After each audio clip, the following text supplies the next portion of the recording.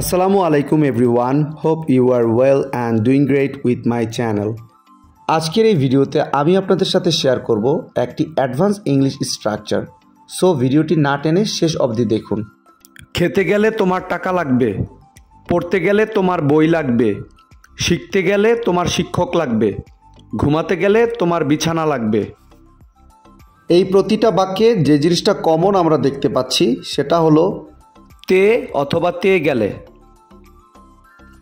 So যখন আমরা কোনো সেন্টেন্সে তে অথবা তে গেলে বাক্যটি দেখব সেক্ষেত্রে আমাদের ব্যবহার করতে হবে টু।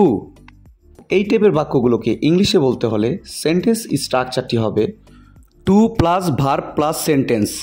চলুন তাহলে এই স্ট্রাকচারটি দিয়ে এক্সাম্পলগুলি দেখা যাক। খেতে গেলে তোমার টাকা লাগবে, to eat you need money, to eat you need মানি।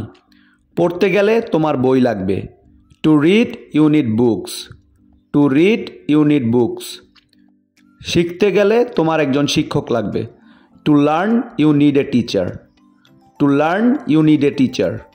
ঘুমাতে গেলে তোমার একটি বিছানা লাগবে, to sleep you need a bed, to sleep you need a bed. বাক্যটি আমরা দুইভাবে বলতে পারি।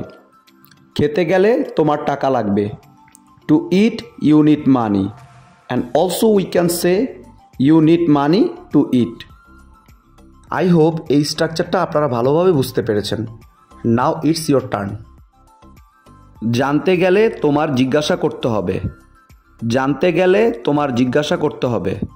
এই বাক্যটি ইংলিশে কি হবে আপনারা কমেন্টে লিখে জানাবেন।